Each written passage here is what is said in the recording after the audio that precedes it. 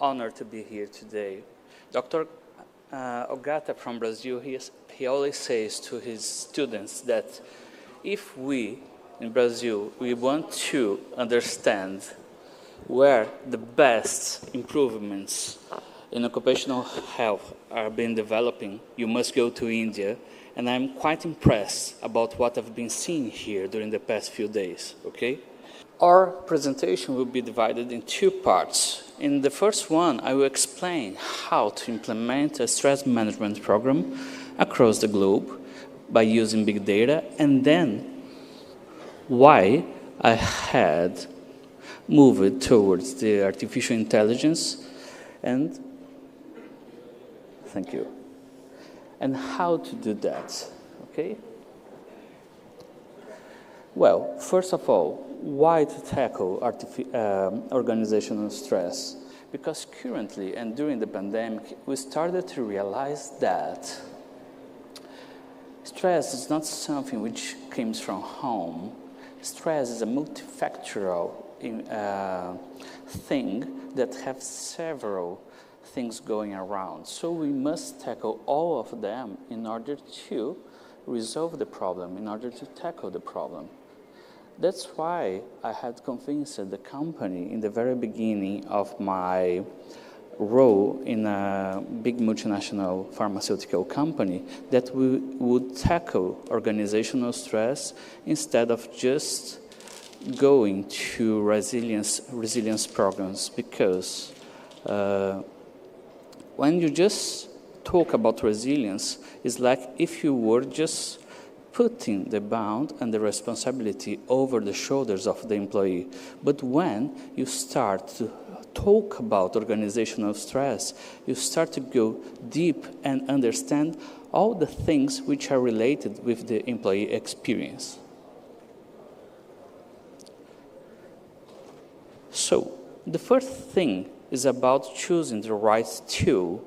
And I choose to go forward with the HSE Stress Management Tool. And why?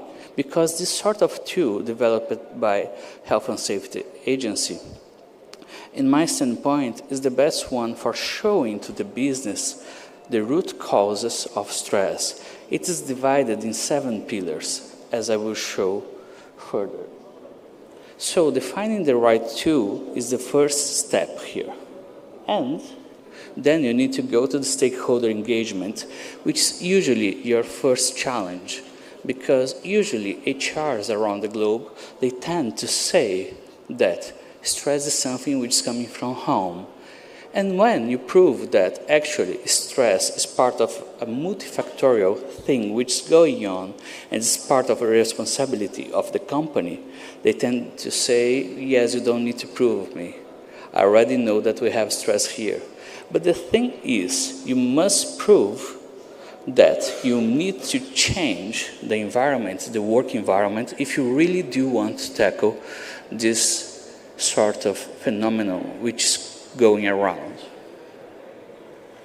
And then you need to run the survey again, because the trick here is that you need to prepare an action plan for each one of your teams in order to understand if you are having results or not. Okay, so what we have done, we started by applying the survey, which is made of 35 questions, which gives to us 7 pillars of the stress experience. Each one of them has one KPI, okay? So the secret here is going to the individual level, where we can treat the individual who is already in burnout, who is already suffering with some mental health disease related to work. You need to treat the team, because there are several aspects involved: leadership, management support, communication, and finally, you need to convince the leader that he's responsible for what is going on within his team. So there is a multifactorial thing here. So you need to tackle the individual, you need to go to the team level, and finally, you need to train the leadership. And why I am emphasizing this right now? Because usually we hear that global programs, they can solve the problem across the globe. It's partly right, but under my experience, you may have global programs, but you must find a way to give freedom to the countries for finding their solutions. So you may have a global program, but the solution must be tailored, respecting diversity, respecting religion, respecting different experience of different employees. So the HSE tool gives us 7 pillars. They are in Portuguese here, but the first one is demand, the second one, control, the third one, leadership support, the fourth one, peer support, relationships, purpose within the organization, and finally, changes. Here I'm showing an example of what we have done during the past 3 years across Latin America and how we managed to improve the KPIs. And we can see the example here. Each one of our leadership teams receives this sort of table, and they can act together with their teams to develop a plan here. And we can see that the whole KPI has increased during the past 3 years. And the interesting thing here is that we have pre-pandemic data, we have data during the pandemic, and then post-pandemic data. So this is interesting because we can understand the behavior of the populations during the pandemic crisis. And we were capable of developing action plans in order to tackle the main pillars of the stress experience. So, from 2019 to 2021, we managed to increase 7 out of 7 stress pillars, which means that we have successfully increased the employee experience.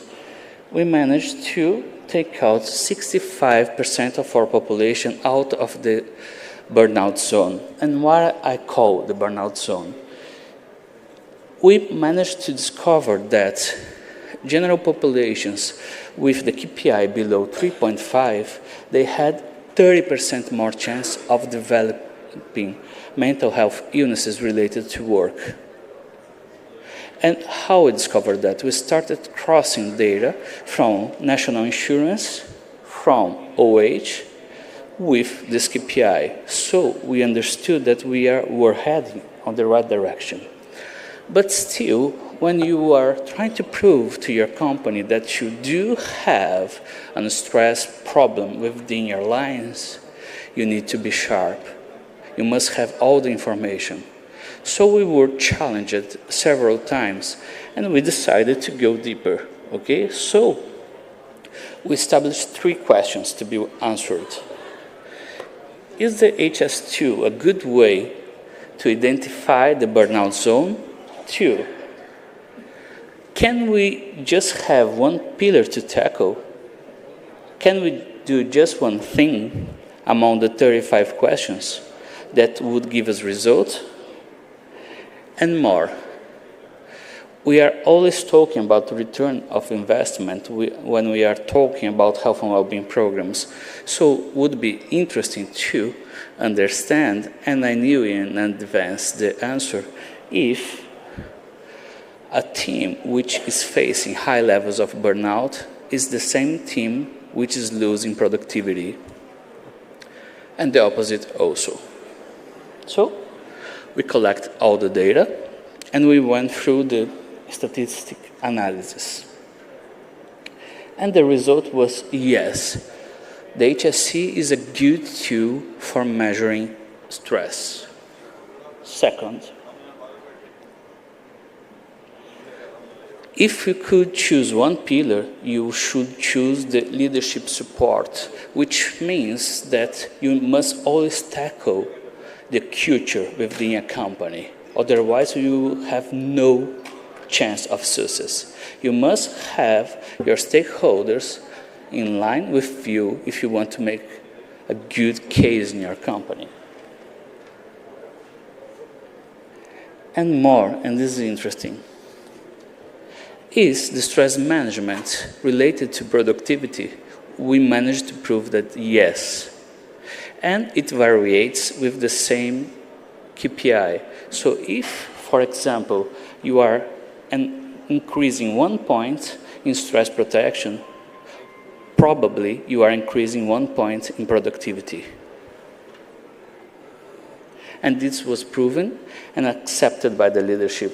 That's why we managed to implement this program in Brazil, Costa Rica, Argentina, Chile, Peru, Mexico, Ecuador, US, UK, France, Spain, and there is something missing, but we've been doing a lot. Okay, so we managed to prove that the reduction of stress levels could enhance the productivity, that we can use the HSE Stress Management Tool for identifying stress levels, and that the local solutions, they must be local. Each one of the groups, they must find their own way to reduce stress levels through honest conversations, open conversations. If you just throw global solutions over different populations, you will probably fail. We received a lot of awards across Latin America and across the globe, but I was not happy because having the data from 500,000 employees during and pre-pandemic, I started to think, well, I have something in my hand, I have something important here. Can I predict behavior? Can I avoid a suicide within my lines? Can I understand if I can, through data collection, avoid hospitalizations? So I started to think about my career, and I decided to come back to school and start something new. Okay? But in order to do that, everybody must know that artificial intelligence is something expensive. It's something you must hire IT professionals, good professionals. You must use electric energy for running your data. So I had to take a step back and start to work with health insurance again, because this is where the money is. But I was wondering if I could use AI for predicting the future, for predicting human behavior, for predicting hospitalizations. And so I picked, currently I work for a Brazilian company with more than 300 clients, which is taking care of more than 100,000 employees in Brazil. And I decided to pick a small company with a little bit more of 100 employees, with high costs related to medical insurance, and no health and well-being management implemented before, in order to see what we could do there. This is an example of my dashboard. Usually I am following more than 67 different KPIs, okay? And I would like to say something about that. We just use something called Perceptron, and we just use here 700 lines in terms of codes. Okay, this is something called a simple thing. But in order to make you understand what we are talking about, let's try to imagine. This is the common way of how AI works, okay? So you have here all the information you have. You need to transform this information in something common. Let's assume that we are changing something from a PPT into a spreadsheet. Then the AI will learn how to work with this information and will give you some predictions or something to work with. So I decided to put all that information coming from the health insurance, coming from the HR, coming from AHS, coming from the national insurance, and I gave it to the artificial intelligence in order to receive something, okay? So basically, we were looking at a small company with a big health insurance bill, which was at the edge of cutting the health insurance for its employees. So we had to do something. So by doing this, the AI has given me those features, okay? So the flag disease within that company, the flag medical exams, and the time gap between a series of exams and hospitalization. And this was a good moment because we did realize that we were following the right path, because we took a risk of using intelligence learning without supervision, which you just use when you are searching for something which you don't know exactly. And we were quite happy to understand that we found something reasonable. So we understood that we should tackle diabetes, that it was leading to the highest hospitalization costs, and that we had 75% of chance of hospitalization within the chronic group within 1 year. So I came back again to the AI, now using a different method, the supervised machine learning, and we end up with a list of 13 employees. We've had the chance, 75% of chance of suffering catastrophic hospitalization within 1 year. So this is the important thing here. We are not talking about a health and well-being program for everybody with shallow approaches. We are talking about low budgets and how to drive this budget exactly for who needs it immediately. Okay? So, this is how this line is the behavior of this health insurance policy during 2022. And this was the opportunity. And why this graphic is important? Because it gives you the chance of proving to your stakeholders how much you can save, how much return of investment you may have. And then you have the right argument to say you need to invest on health and well-being, period. Otherwise, you will lose this, okay? So just giving the example, we were talking about a 3.5 million build where we could save 400K just by avoiding those 13 hospitalizations. Finally, we constructed a very tailored approach for those employees. We managed to convince the company to pay $100,000 in pre-treatment for them. We send them to the best Brazilian clinics, private Brazilian clinics.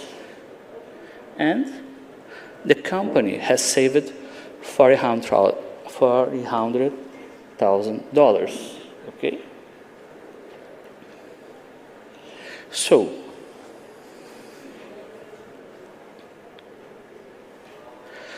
what we could do with such information? We are entering in a totally unaware and different field of medicine where we can predict not ratings, not random things. We can predict who will suffer a stroke and when. And this also brings a very important ethical discussion. Are you ready to know your future? So this is something interesting which is going on. When we approached those 13 employees, we had the most different reactions. Some of them you do not have the right of doing this right now. The health insurance companies, they were saying like, no, you can't do that. Other health insurance companies, they were saying, oh, just 75%, get rid of it. But the thing is, as long, this is the sort of the artificial intelligence, as more you learn, as more you feed the artificial intelligence, more accurate you become, okay? But here, just to give you an example, the cost of going from 75% of chance over to 77% of chance is almost $3 million in AI machine development. But my answer to them is always, well, you have 0. I am enhancing your process in 7,500%. You have 0 now. And we managed to save 20% of the budget of that company. So, this leads us to something which I've been searching for, which is applicable for global health and well-being teams, the supermind status. And what I mean by supermind, will the artificial intelligence just replace the occupational health physicians? No.